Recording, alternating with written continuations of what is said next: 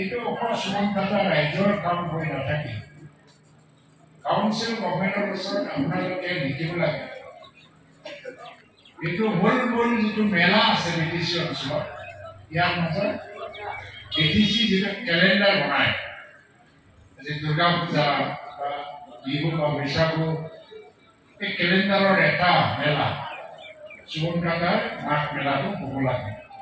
তেতিয়া হয়তো কাউন্সিলে আপোনালোকক বহুতখিনি সহায় কৰিব পাৰে যেনেকৈ অসম চৰকাৰৰ কেলেণ্ডাৰ থাকে আৰু মূলতঃ কি উৎসৱ পালন হয় অসমত এই কেলেণ্ডাৰত লিখা থাকে আজিকালি চৰকাৰে এই কেলেণ্ডাৰ মতে মেলা আয়োজন কৰিবৰ কাৰণেও আৰ্থিক সহযোগিতা আগবঢ়ায় আৰু আমি যদি ভাবোঁ ইয়াত অলপ টুৰিজিমৰ কথা আহি গৈছে আমাৰ অঞ্চলৰ অৰ্থনীতিৰ কথাও আহি গৈছে ये ऐतिहासिक जो संबंध है इसको बरकरार रखना है क्योंकि हमको अगर आगे बढ़ना है शांति से आगे बढ़ना है तो हम दोनों के बीच में कुछ न कुछ अंडरस्टैंडिंग होना चाहिए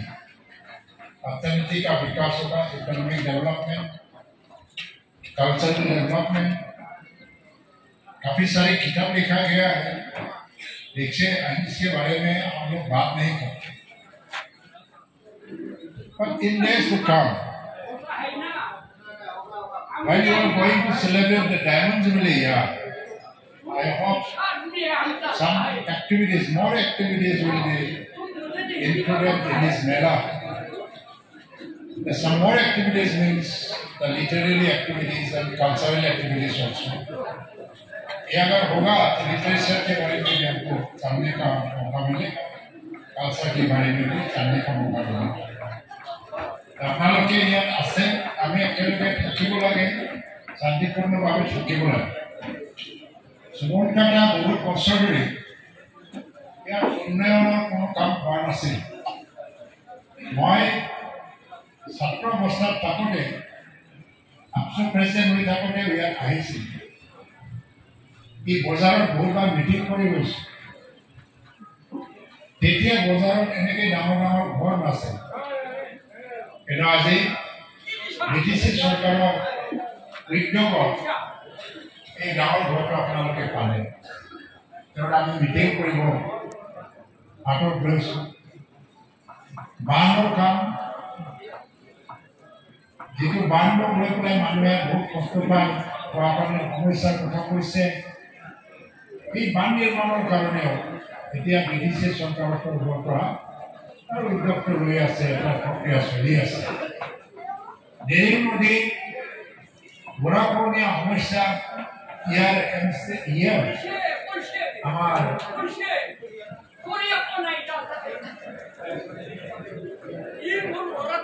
हमार आचरण बड़ा डामरिया लेकिन मग कोई जे देरी नदी ऊपर माथावरी लगे এখানে কোয়ালিস প্রবেলকে মই অসমৰ মন্ত্ৰী বিজয় হাজৰিকা ডাঙৰীয়াৰ চিঠি লিখিছিল আৰু লগে লগে বিজয় হাজৰিকা ডাঙৰীয়াৰ তাৰ এটা মাথৰি চেঞ্চন কৰি পেলাই মাথৰি এতিয়া নিৰ্মাণ কৰিছে এতিয়া এই মেলা কমিটিৰ পৰা যেটো আমাক লেটাৰ দিছে ইয়াতে এটা মেমোৰেন্ডাম দিয়া হল যে সুমনকাটা মেলা লগতে সংগঠি ৰাখি এটা গেষ্ট হাউচৰ প্ৰয়োজন এইটো ময়ো অনুভৱ কৰিছোঁ গেষ্ট হাউচ হ'লে বেয়া নহয় কাৰণ ভিতৰুৱা অঞ্চল এই গেষ্ট হাউচখন বনাবৰ কাৰণে কিন্তু মই বেলেগ ডিপাৰ্টমেণ্টৰ লগত কথা পাতিব লাগিব কাৰণ মই হেণ্ডলুম টেক্সটাইল আৰু soil conservation department sound more department guest house no bana kintu sarkarer ejon mantri hisabe ei bikoy to loi pelai WPT DC department or pora guest house nirmanor kaam to kore aru ei bikoyot যাতে এনেধৰণৰ sanction হয় বিষয়টো লৈ পেলাই WPDBC মন্ত্ৰী doctor Ramesh পেগুৰ লগত মই ইয়াৰ পৰা গৈয়ে আলোচনা কৰিম আৰু আপোনালোকৰ এই মেমৰেণ্ডামটো তেখেতক মই ৰিকমেণ্ড কৰি পেলাই দিম। এই বিষয়ে মই মুখ্যমন্ত্ৰীৰ লগতো আলোচনা কৰিম আৰু তেখেতে নিশ্চয়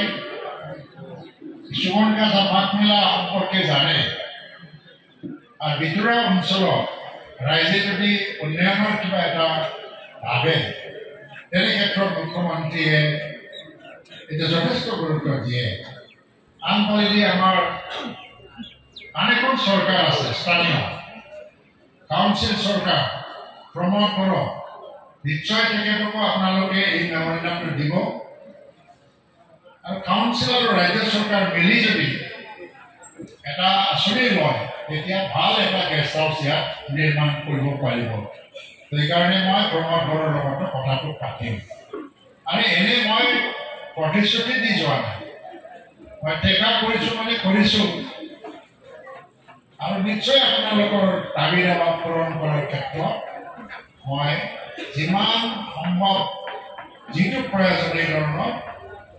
উদ্যোগ মোৰ তৰফৰ পৰা ইনিচিয়েটিভ মই ল'ম। সেইখিনি কথা মই আপোনালোকক মই প্ৰতিশ্ৰুতি হিচাপে দিছোঁ। যিয়ে নহওক এই বছৰ মই শুনিছোঁ মেলাত বহুতখিনি সমস্যা আহিছে, সমস্যাবিলাক আহিব আৰু সমস্যা আহিছে যেতিয়া আগন্তুক বছৰত এই সমস্যাবিলাক নাইকিয়া কৰি পেলাই মেলাটো ভালকৈ কৰিব লাগে। তাৰ কাৰণে ইয়াত যদি আজি হিন্দু ভূটান ফ্ৰেণ্ডশ্বিপৰ কথাটো যদি বন্ধুত্বৰ কথা যদি আমি ভাবোঁ সেইকাৰণে ইয়াত সাহিত্যৰ চৰ্চা কৰিব লাগে। भूटान से दो एक ऐसा साहित्यिक और लेखक को बुला के इस एरिया के साहित्यिक और लेखक को लेके हम लोगों के साहित्य चर्चा भी यहाँ होना चाहिए, संस्कृति के बारे में भी चर्चा होना चाहिए। तो ये तब मेला का जो अवसर होगा वो अच्छा होगा और हम लोग हर क्षेत्र में आगे बढ़ के जा पाएंगे। এতিয়া আপোনালোকৰ সুবৰ্ণকাছা অঞ্চলত আজিও বহুতখিনি সমস্যা আছে। খোৱাপানীৰ সমস্যাৰ কথা কৈছে, ইয়াত বান নিৰ্মাণ নোহোৱাৰ কাৰণে বানপানীৰ সমস্যা আহি যায় আৰু ৰাস্তা ঘাটৰ পৰা বিভিন্ন ধৰণৰ সমস্যাবিলাক আপোনালোকে আজি কয়। তো ইয়াত আপোনালোকৰ যিজন ব্যক্তি MCLA হৈ আছে তেওঁ EM হয় আৰু BDCৰ স্পীকাৰ হয়, তেখেতে বাগানপাৰা সমষ্টিৰ উন্নয়নৰ কাৰণে মোৰ লগত সদায় কথা পাতে আৰু ময়ো তেখেতৰ অনুৰোধ মৰ্মে এই যোৱা 3-4 বছৰত খেতিয়কসকলৰ গৰা খহনীয়া বা খেতি পথাৰ খহনীয়া ৰোধ কৰাৰ কাৰণে আপোনালোকে বহুত কেইজনে নাজানে অথবা ডাঙৰ ডাঙৰ স্কিম মই ধৰিছোঁ। তো কেইটামান গৰা খহনীয়া ৰোধ কৰাৰ কাৰণে মই সক্ষম হৈছোঁ। এই বছৰত গৰা খহনীয়া ৰোধ কৰাৰ আঁচনি বাগানপাৰা সমষ্টিৰ অধীনত আছে আৰু আগন্তুক 1 বছৰ যিমান দূৰ সম্ভৱ মোৰ তৰফৰ পৰা মই কাম কৰি যাম আপোনালোকৰ কাৰণে। সময় খুব বেয়া, সময় কিয় বেয়া? অকল ৰাজনীতিৰ আলোচনা কৰি থাকিলে নহ'ব। আমাৰ ল'ৰা ছোৱালীবিলাকক ভাল শিক্ষা দিয়াৰ কাৰণে আমি যত্ন লওঁ। পৃথিৱী ইমান পৰিৱৰ্তন হৈছে, ভূটানৰ পৰা আজি আহিছে, ভূটান আমাৰ তুলনাত খুব সৰু দেশ, 8 লাখ জনসংখ্যা আছে। আমাৰ দৰে বহুত ঠায়ে ঠায়ে তেওঁলোকৰ কলেজ নাই, হায়াৰ ছেকেণ্ডাৰী নাই, ইউনিভাৰ্চিটি নাই,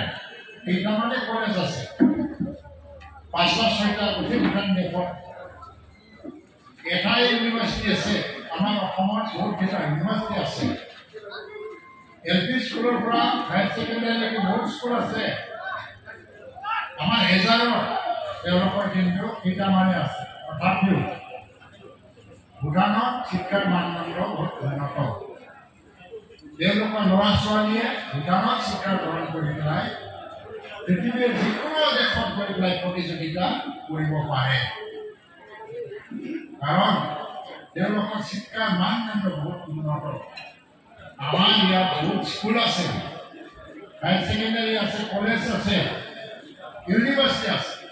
শিক্ষাৰ মানদণ্ড ভূটানৰ নিচিনা নহয় আজি যদি ভূটানত কোনোবা গ্ৰেজুৱেশ্যন কৰিছে এই মানুহজনে আমেৰিকা লণ্ডন বা জাপান থাইলেণ্ড যিকোনো দেশত গৈ পেলাই তেওঁ থিয় দিব পাৰে তাৰ শিক্ষাৰ মানদণ্ড ইমানেই উন্নত আমাৰ ইয়াত শিক্ষাৰ মানদণ্ড এতিয়াও উন্নত নহয়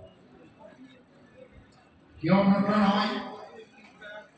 ল'ৰা ছোৱালীক যত্ন লোৱাটো এতিয়াও আমাৰ যথেষ্ট নহয় আমাৰ দিনত মই যেতিয়া এল পি স্কুলত পঢ়িছিলোঁ মোক কি কৰিছিলে মায়ে মোক ভাত খুৱাই পেলাই পেণ্ট চাৰ্ট পিন্ধাই হাতত মানে কাগজ বা কিতাপটো দি পেলাই স্কুলত যাব দিছিল ঘৰৰ পৰা মোৰ লগত অহা নাছিল মই এল পি স্কুলত গৈছোঁ পঢ়িছোঁ নে নাই শেষ হোৱাৰ পিছত পঢ়ি গৈছোঁ ঘৰত গা চা ধুই পেলাই ওলাই আহিছোঁ পথাৰত খেলিছোঁ ৰাতি 6টা 5টা 6টা ঘূৰি গৈ পেলাই 1 ঘণ্টা পঢ়িছোঁ আকৌ গৈ দিছোঁ আমাৰ পঢ়া শুনা ইমান নহয় মা দেউতাই ইমান যত্ন লোৱা নাছিল আজিকালি লয় কিন্তু ইয়াত দেখিছোঁ কি এটা পৰিয়ালৰে 2জন ল'ৰা ছোৱালী এজনে যদি প্ৰাইভেট স্কুলত পঢ়ে এই প্ৰাইভেট স্কুলৰ পঢ়া ল'ৰা ছোৱালীৰ লগত মায়ে সদায় মানে স্কুলত যাব স্কুলৰ পৰা আনিব স্কুলতে থাকিব খোৱা বোৱা আৰু চৰকাৰী স্কুলত পঢ়া ল'ৰা বা ছোৱালীৰ কাৰণে কিমান সময় নিদিয়ে কিন্তু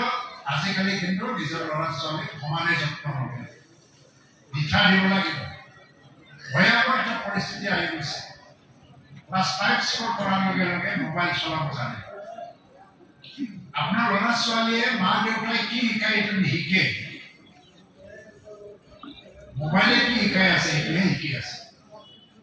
মোবাইলত কিন্তু ভালৰ লগত বেয়াও আছে আৰু এই সময়ত ভাল বেয়া তেওঁলোকে বাছি ল'ব মই বহুত সাধাৰণ পৰিয়ালৰ খেতিয়ক আছিলে মাটি বাৰী নাছিল 15-16 বিঘা মাটি আছিল আজিও মোৰ ডাঙৰ ঘৰ নাই নিজা গাড়ী নাই সাধাৰণ জীৱনটো ভাল পাওঁ ইয়াতে শান্তি আছে শক্তিও আছে কিন্তু কিবা নহয় কিবা এটা সফলতা পাইছোঁ এই মোবাইলৰ যুগত ল'ৰা ছোৱালীয়ে মোবাইলৰ পৰাই শিকে বেয়াও শিকে ভালো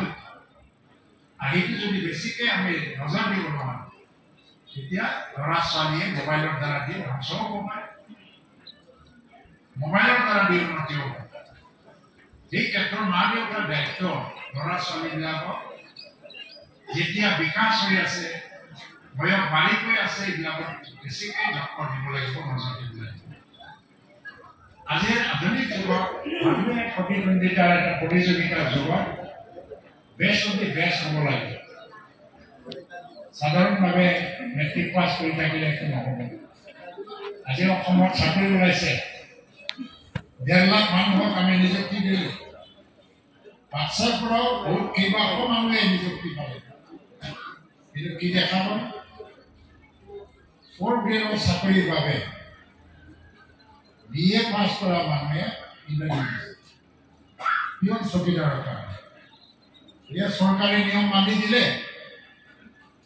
যে BA পাছ কৰা মানুহক আমি চকীদাৰ বা পিয়নৰ কাৰণে চাকৰি ইণ্টাৰভিউ দিবলৈ নিদিওঁ এতিয়া BA চাৰ্টিফিকেটটো নিদি পেলাই হায়াৰ ছেকেণ্ডাৰী চাৰ্টিফিকেটটো দিছে নিজৰ BA পাছ কৰা ছাত্ৰ ছাত্ৰীটো লুকাই ৰাখিও 4th গ্ৰেডৰ চাকৰি কৰিছে মানে পৃথিৱীৰ প্ৰতিযোগিতা কিমান বাঢ়িলে চাকৰি বিচাৰিম বুলি পাব লাগে বুলি নাপায় কিন্তু বৰ্তমান ডক্টৰ হিমন্ত বিশ্ব শৰ্মাৰ নেতৃত্বত প্ৰথমবাৰৰ বাবে অসমৰ ইতিহাসত 1.5 লাখ নিযুক্তি তাৰ আগত কিন্তু 10,000 12,000 নিযুক্তি দিয়া হৈছে তেতিয়াহ'লে আমি কি কৰিব লাগে বিজনেছেই কৰিব লাগে জীয়াই থাকিবৰ কাৰণে কাপোৰৰ বিজনেছৰ পৰা খোৱা বস্তুৰ বিজনেছৰ পৰা আৰু বিভিন্ন ধৰণৰ কাম কাজ আমি কৰিব লাগে আমাৰ সমাজত মহিলাসকলে আজি বজাৰত শাক পাচলি বিক্ৰী কৰে। লাহে লাহে কি চাই যেতিয়া দেখা পাব পৰিয়াল অৰ্থনীতি মহিলাসকলৰ হাতত গুচি গৈছে, পুৰুষৰ হাতত নাই। মহিলাই পইচা ঘৰ উপাৰ্জন কৰে, মহিলাই ঘৰ চম্ভালে, মহিলাই ছোৱালী চাই ল'ৰা চাই পঢ়া শুনা কৰাই, পুৰুষে বাহিৰত কাম কৰে। লাহে লাহে আমাৰ মহিলাবিলাকৰ হাতত এতিয়া বেংক একাউণ্টত পইচা আহিলে, বিভিন্ন ধৰণৰ আঁচনি, এই আঁচনিৰ জৰিয়তে পইচা পাইছে আৰু লাহে লাহে ব্যৱসায় কৰি পেলাই ঘৰ উপাৰ্জন কৰিছে। মহিলাই এতিয়া পৰিয়াল চম্ভালিবলৈ আৰম্ভ কৰিছে, পৰিয়ালৰ অৰ্থনীতি তেওঁলোকৰ হাতত কৰিছে। এনেকৈ আমাৰ গাঁৱৰ সমাজৰ যথেষ্ট উন্নতিও ঘটিছে। এইটোৱে যদি ধাৰা চলি থাকে, আমি পুৰুষ মহিলা চব মিলিয়ে